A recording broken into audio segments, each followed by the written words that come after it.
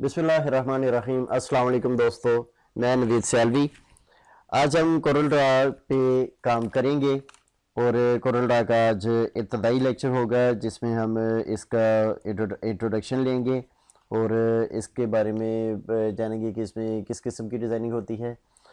तो चलिए शुरू करते हैं। बात यह है कि इसमें ये कोरल ड्रा जो है ये 2D डिज़ाइनिंग का एक सॉफ्टवेयर है, यानी कि 2D डिज़ाइनिंग के लिए ये सॉफ्टवेयर है। इसमें 3D वर्क हो सकता है लेकिन वो एक लिमिटेड हद तक है, मगर अथेंटिक नहीं। तो इसमें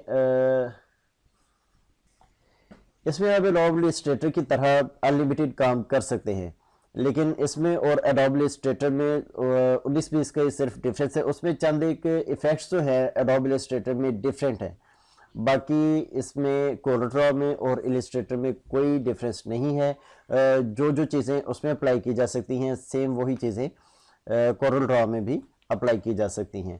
और इसमें जो लेटेस्ट वर्जन आ रहे हैं उनमें तो जो उसमें इफ़ेक्ट्स एडोब इलस्ट्रेटर में है वो भी इस कोरल ड्रा में ऐड किए जा रहे हैं। कुछ हो गए हैं, कुछ वक्त के साथ साथ हो जाएंगे। तो आइए स्टार्ट करते हैं। सबसे पहले मैं आपको बताऊं कि ये हमारा टूल बार है। लेफ्ट साइड पे, राइट साइड पे हमारे ये स्वेचेस होते हैं, ये एक कलर प्लेट होती है। इसमें तमाम कलर्स आपको रेडीमेड मिल जाते हैं, यानी कि इसमें आपको कलर्स जो हैं वो मिक्स करके फॉर्मुलेशन लगा के बनाने नहीं पड़ते, इसमें ऑटो मिल जाते हैं। तो सबसे पहले ये सबसे ऊपर वाला जो टूल है ये पिक टूल है। मसलन ये एक यहाँ मैं एक रेक्टेंगुलर बॉक्स बना रहा हूँ। इस टूल बॉक्स को पिक टूल के जरिए हम यहाँ से मूव कर सकते हैं किसी भी तरफ। तो इसका एक और फंक्शन है, वो ये है कि ये अब मैंने एक बार इसकी सिलेक्शन कर ली, दूसरी बार इस पर सिर्फ सिंगल क्लिक करूंगा तो ये आप देख रहे हैं कि ये इसने इसको रोटेट टूल में कन्वर्ट कर दिए, यानी कि इसको मैं किसी भी तरफ इस यहाँ से पकड़ कर रोटेट भी कर सकता हूँ। तो उसके बाद इसमें हमारे पास ये है शेप टूल दूसरे नंबर पे। आज हम कुछ टूल बार्स करेंगे, कुछ टूल बार्स हम नेक्स्ट लेक्चर के लिए छोड़ेंगे क्योंकि उनका इस्तेमाल हम वक्त के साथ साथ करेंगे। तो इसमें ये हमारे पास ये शेप टूल है, यहाँ इसको हम सिलेक्ट करके तो इन नोड्स को पकड़कर इन कॉर्नर्स को ऐसे राउंड कर सकते हैं जितना चाहें, हत्ता कि ये एक सर्कल की शक्ल भी बना सकते हैं। तो ये प्रॉपर सर्कल तो नहीं होता लेकिन ये सर्कल के करीब करीब चला जाता है। तो उसके बाद हमारे पास ये एक क्रॉप टूल है। मसलन यहाँ एक मैंने कोई तस्वीर रखी हुई है तो उसको ये क्रॉप करने के लिए होता है, या कोई डिज़ाइन बनाया हुआ है, वेक्टर को भी ये क्रॉप करता है, लेकिन इसका इस्तेमाल हम बाद में देखेंगे। इसमें और भी टूल्स हैं, वो भी इंशाल्लाह हम देखेंगे। तो तीसरे नंबर पे हमारे पास ये टूल आता है जूम। जूम टूल का क्या इस्तेमाल है, वो ये है कि हम इसको सिलेक्ट करने के बाद ऐसे ड्रैग करके जितना हिस्सा जूम करना चाहें वो हम जूम कर सकते हैं।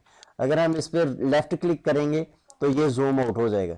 इसकी शॉर्ट की है Z के साथ इसको हम सिलेक्ट कर सकते हैं, Z इसकी शॉर्ट की है। तो उसके बाद हमारे पास जूम इन के या जूम आउट के और भी कमांड्स हैं। मसलन ये मैंने सिलेक्ट किया, ये बॉक्स मैंने सिलेक्ट किया, उसके बाद शिफ्ट F2 प्रेस किया तो ये आपने देखा कि वो जितना हिस्सा मैंने सिलेक्ट किया वो जूम इन हो गया, और F3 प्रेस किया तो ये जूम आउट हो गया। और अगर आप चाह रहे हैं कि एक बॉक्स यहाँ पड़ा है, एक मोटिव हमारा यहाँ है, एक यहाँ है, मुख्तलिफ जगह पे, यानी कि ये फैले हुए मोटिव हमारे पास मल्टी मोटिव पड़े हुए, तो इसको हम सारे मोटिव एक ही वक्त में देखना चाहें तो हम F4 प्रेस करें तो सब के सब हमें जितना भी हमने काम इस पेज पे किया होगा या पेज से बाहर भी होगा वो हमें शो होना शुरू हो जाएगा। उसके बाद सिर्फ पेज हमारे पास जूम इन होना चाहिए, ये जितना पेज हमें नजर आ रहा है सिर्फ ये जूम इन हो तो शिफ्ट F4 प्रेस करें तो ये हमें सिर्फ पेज जूम इन कर देगा। और अगर एक बॉक्स इस कॉर्नर पे है या किसी दूसरे कॉर्नर पे है, किसी भी यानी कि आउट ऑफ बैलेंस है, तो इसको पेज के अगर बिल्कुल सेंटर में लाना चाहे तो उसकी शॉर्ट की है P। सिंपल आप P प्रेस करेंगे तो वो सेंटर में आ जाएगा।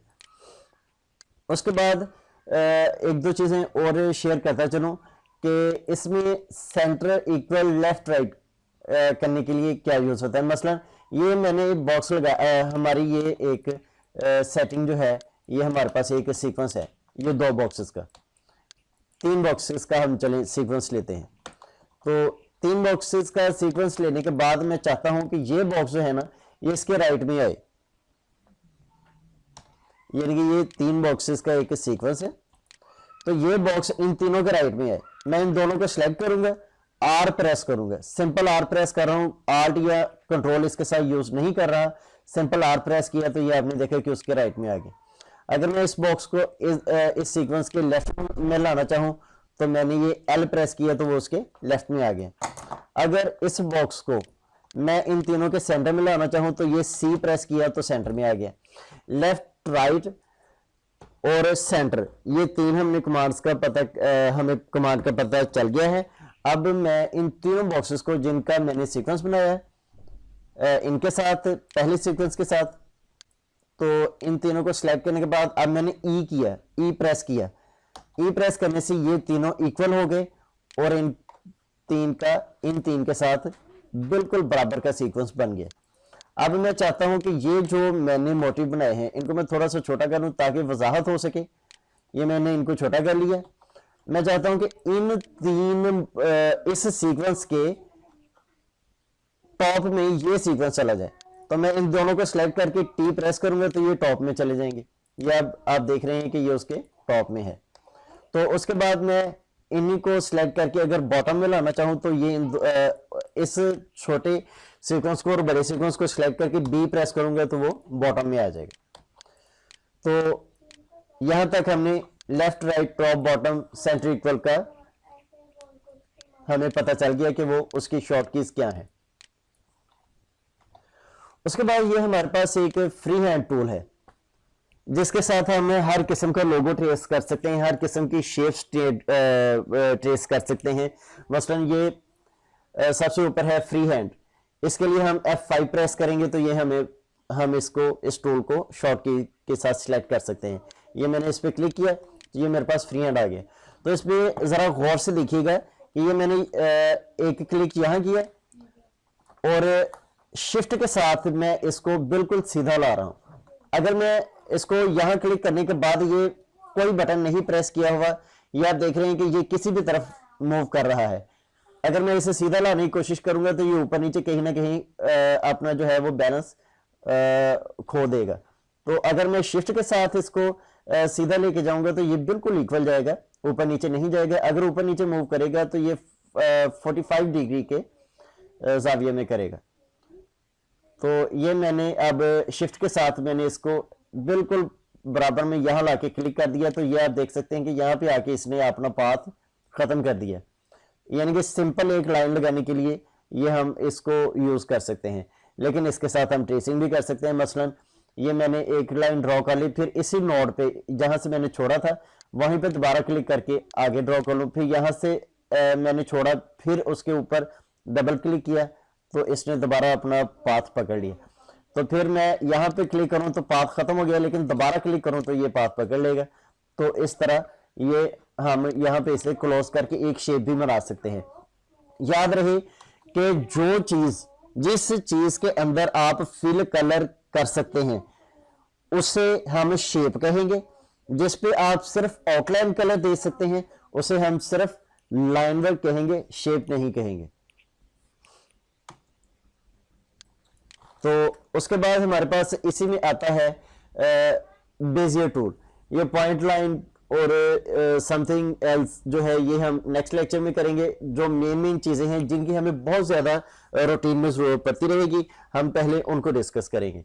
ये हमारे पास उसके बाद आता है बेजियर टूल। बेजियर टूल का और इसमें डिफरेंस ये है कि आपने यहाँ पे क्लिक किया, दूसरा क्लिक यहाँ किया, तो तीसरे क्लिक पे इसने पाथ खत्म नहीं किया, ये साथ शो नहीं हो रहा मगर ये पाथ उसके साथ अटैच है। ये आप जैसे जैसे आप चलते जाएंगे ये वो पाथ अपना लेता जाएगा। सिंपल एक क्लिक के साथ आगे आगे आप बढ़ते जाएंगे। उसके बाद आप क्या कर सकते हैं कि आप शेप टूल को सिलेक्ट करके इन सारी नोड्स को, ये जो नोड्स आपको छोटी छोटी नजर आ रही हैं, शेप टूल के साथ आप इनको ड्रैग करके इस तरह सिलेक्ट कर सकते हैं। सिलेक्ट करने के बाद इनको कन्वर्ट टू कर्व कर सकते हैं। यहाँ ये ऊपर कन्वर्ट टू कर्व की कमांड आ रही है। पहले आप इन नोड्स को सिलेक्ट करें, यहाँ कन्वर्ट टू कर्व पे क्लिक करें तो ये हमारे पास, हम इनको क्या कर सकते हैं कि यहां से इनको अपनी मर्जी से कोई भी शेप दे सकते हैं। यहां से इस तरह कर्व बना सकते हैं, इनका किसी भी तरफ इनके इसे घुमा सकते हैं। तो उसके बाद हमारे पास अब आगे आता है पेन टूल। इसी के अंदर ये हमारे पास पेन टूल है, इस पे हम क्लिक करते हैं तो ये हमारे पास ये सेम बेसिक टूल वाला सिस्टम है, लेकिन इसमें हमारे पास एक्स्ट्रा हमें इसका फायदा ये है कि जिस तरह हम एडोब इलस्ट्रेटर में या एडोब फोटोशॉप में पेन टूल यूज करते हैं, इससे भी हम सेम उसी तरह यूज कर सकते हैं। मसलन ये मैंने एक लाइन लगाई बिल्कुल सीधी, यहां लाके छोड़ दिया तो ये एक सीधी लाइन तो रहेगी, लेकिन अगर मैं यहां से इसे बिल्कुल सीधा ला के यहाँ पे इस तरह ड्रैग करूं या इसे किसी किस्म की शेप दूं तो ये हम इसको कर्व भी इसका बना सकते हैं। बिल्कुल उसी तरह आल्ट प्रेस करके मैंने यहाँ पे क्लिक किया तो ये इसमें लाइन जो दोबारा सीधी कर दी। लेकिन इसको हम जहां पे क्लोज करेंगे, आप एक चीज गौर करें कि मैंने यहां से लेकर यहां तक लाइन लाकर इसको उल्टी साइड पे, इस ये ऑपोजिट साइड पे इसे मूव किया तो इसने ऑपोजिट साइड में इसको कर दे दिया।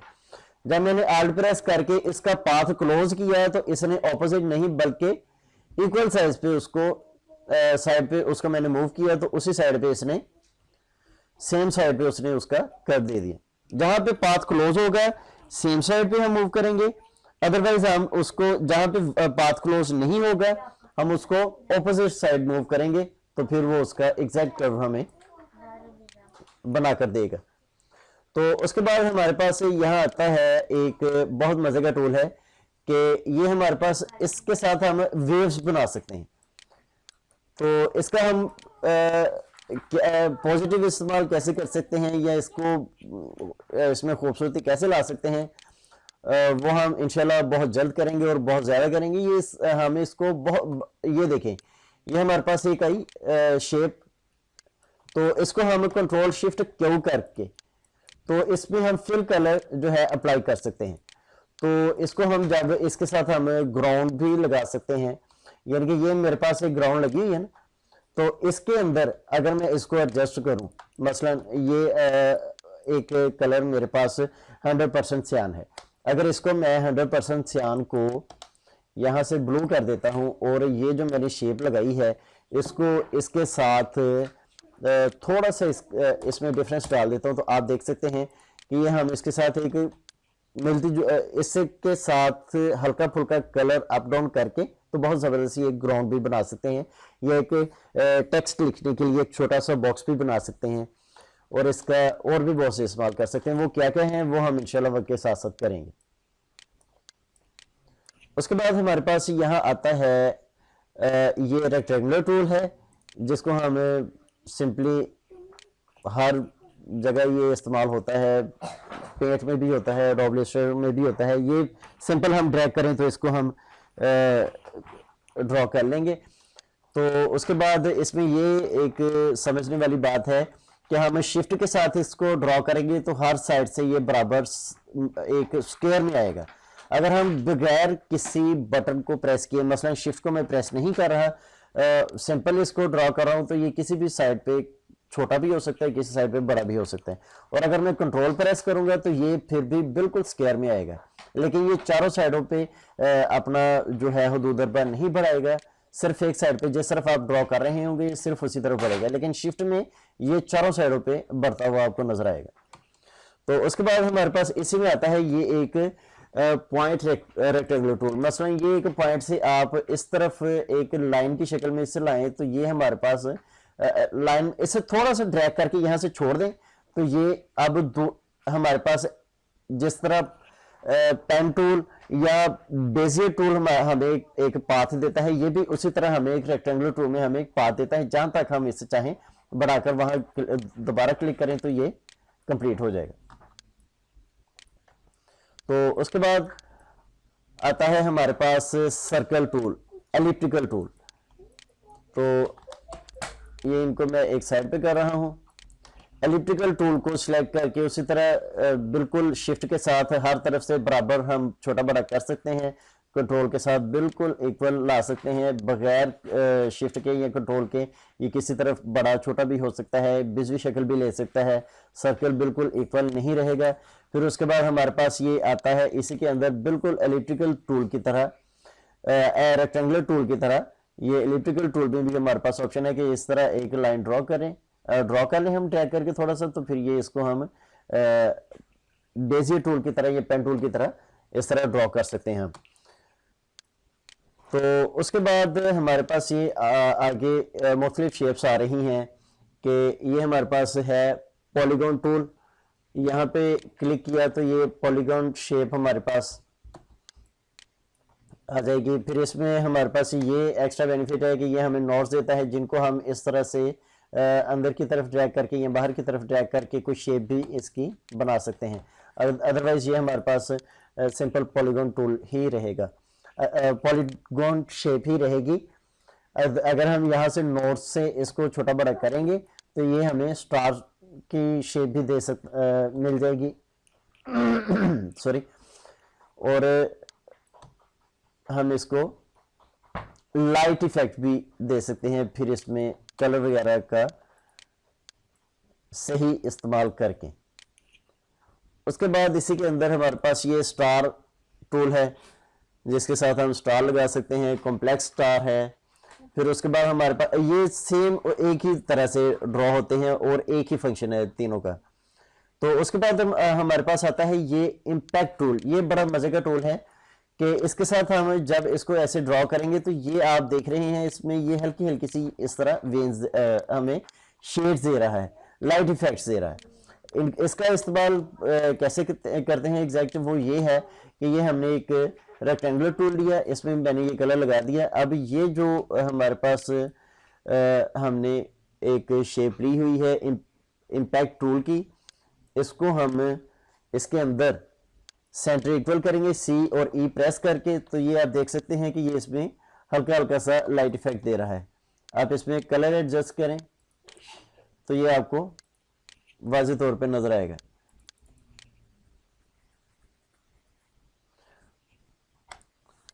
तो उसके बाद हमारे पास ये आता है एक टेक्स्ट टूल। इसको मैं एक साइड पे कर लूं ताकि जगह बन सके। ये हमारे पास एक टेक्स्ट टूल है, इसमें हम क्लिक करें तो ये हम इसमें टेक्स्ट टाइप कर सकते हैं।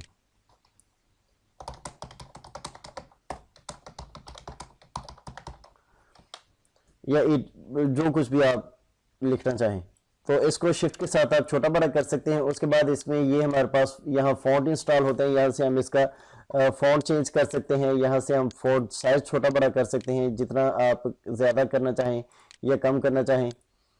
ये ज़्यादा कम हो गया, ये अब मुनासिब साइज पे आ गया। यानी कि इसमें हम छोटा भी कर सकते हैं, इसको बड़ा फॉन्ट साइज यहाँ से छोटा बड़ा भी कर सकते हैं और यहाँ से फॉन्ट इसका चेंज भी कर सकते हैं। और उसके बाद हमारे पास यहाँ कुछ ऑप्शंस और हैं, वो फॉन्ट हमें चेंज करके वो हमारे पास शो होंगी। मैं अब फॉन्ट लगा रहा हूँ यहाँ टाइम्स न्यू रोमन।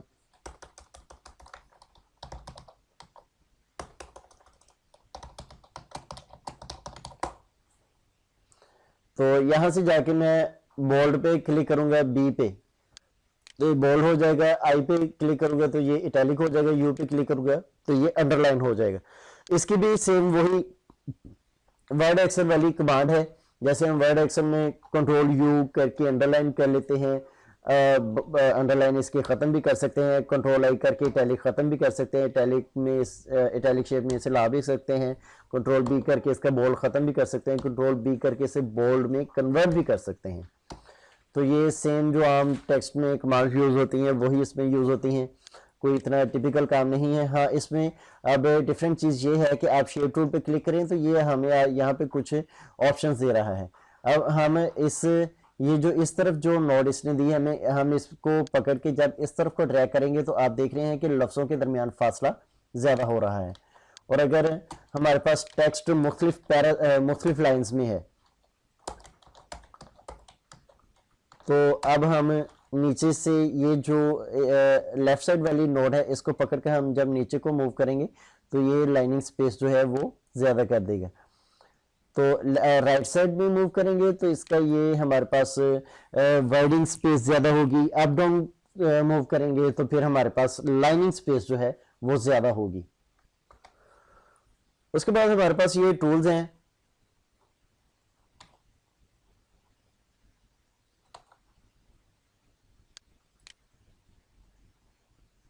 ये कुछ टूल्स हैं जो कि मुख्तलिफ शेप्स में आपको नज़र आ रहे हैं। ये जिस तरह हम कुछ लोग, अगर आपने कभी उसमें ऑटोकैड में कभी काम किया हो तो आप इसको समझ पाएंगे कि जिस तरह ऑटोकैड में आप मैप बनाते हैं या ड्रैगिंग करते हैं उसी तरह इसमें आप कर सकते हैं। तो इनका रूटीन में इतना ज़्यादा इस्तेमाल नहीं होता। ये अगर किसी की नक्शा नवीसी की या किसी की कोई इस तरह की कोई चीज़ बनाते हैं तो ये उनके इस्तेमाल में ज़्यादातर ये चीज़ें आती हैं। यानी कि आप इस कोरल ड्रॉ में इस तरह की चीज़ भी बना सकते हैं जो कि एक ख़ास महवर में मखसूस पैमाइश के मुताबिक एडजस्ट होनी हो। तो उसके बाद हमारे पास यहाँ एक टूल आ रहा है, शेड टूल, ड्रॉप शेडो। इसे शेड टूल भी कह सकते हैं, आप ड्रॉप शेडो भी कह सकते हैं। ये मैंने इसको कलर दे लिया, फिल कलर, आउटलाइन इसकी ख़त्म कर दी। अब मैं ड्रॉप शेडो पे क्लिक करके इसके ऊपर कंट्रोल के साथ नीचे की तरफ ड्रैग कर रहा हूँ। कंट्रोल मैंने प्रेस किया हुआ है। अब मैंने यहाँ पे ला के इसके बिल्कुल जब मैंने